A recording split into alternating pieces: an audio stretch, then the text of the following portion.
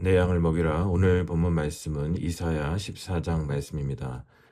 이사야 선지자는 13장에서 바벨론의 멸망을 예언했습니다. 그리고 14장에서 계속해서 바벨론에 대한 심판을 말씀하고 있는 가운데 이스라엘에 대해서는 긍휼을 선포합니다. 1절 말씀입니다. 여호와께서 야곱을 긍휼히 여기시며 이스라엘을 다시 택하여 그들의 땅에 두시리니 나그네 된 자가 야곱 족속과 연합하여 그들에게 예속될 것이며. 이스라엘은 바벨론의 포로가 되었습니다. 그것은 우연한 역사의 사건이 아닌 죄의 결과였습니다. 그런데 하나님께서는 죄로 인해 고통받는 이스라엘에게 심판이 아닌 긍휼의 메시지를 주십니다. 왜냐하면 자기 백성을 향한 하나님의 본래 마음은 긍휼의 마음이기 때문입니다. 긍휼히 여기다라는 말은 불쌍히 여긴다라는 뜻이 아닙니다. 히브리어로 라함은 어머니의 태와 같은 어근에서 파생된 단어입니다. 그래서 어머니가 태중에 아이를 품는 것처럼 하나님의 사랑을 떠올리게 하는 단어가 바로 긍휼입니다.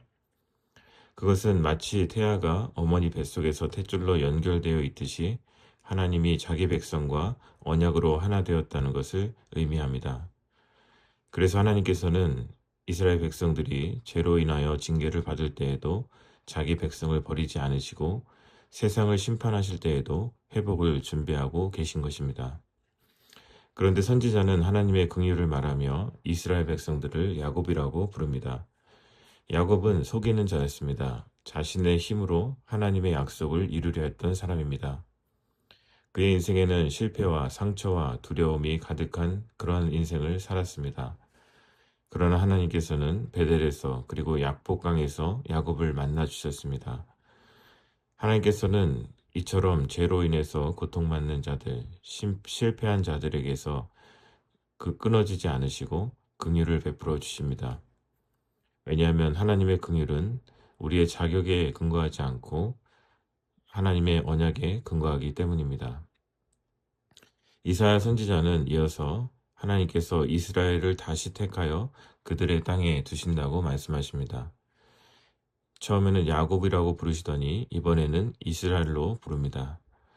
하나님께서는 속이던 야곱의 이름을 이스라엘로 바꿔주셨습니다.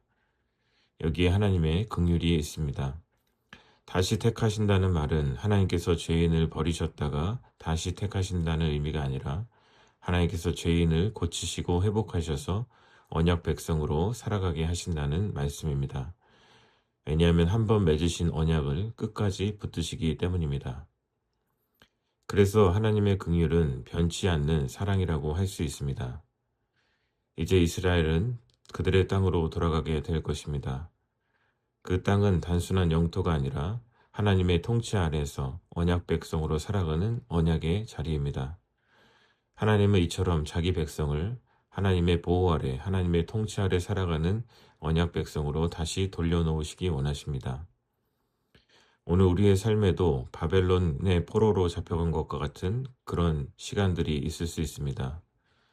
실패와 징계와 상실과 눈물 때문에 하나님께 버림받은 것처럼 느껴질 때가 있습니다. 그러나 하나님은 자기 백성을 긍휼히 여기시는 분이십니다. 실패한 야곱을 버리지 않으시고 이스라엘이라고 불러주시며 다시 택하셔서 그 땅에 두신 것처럼 하나님은 우리를 제자리로 돌려놓기 원하십니다. 왜냐하면 우리의 연약함과 실패보다 하나님의 긍휼이 더 크기 때문입니다. 왜냐하면 하나님과 우리의 사이는 끊을 수 없는 사랑으로 맺어진 관계이기 때문입니다.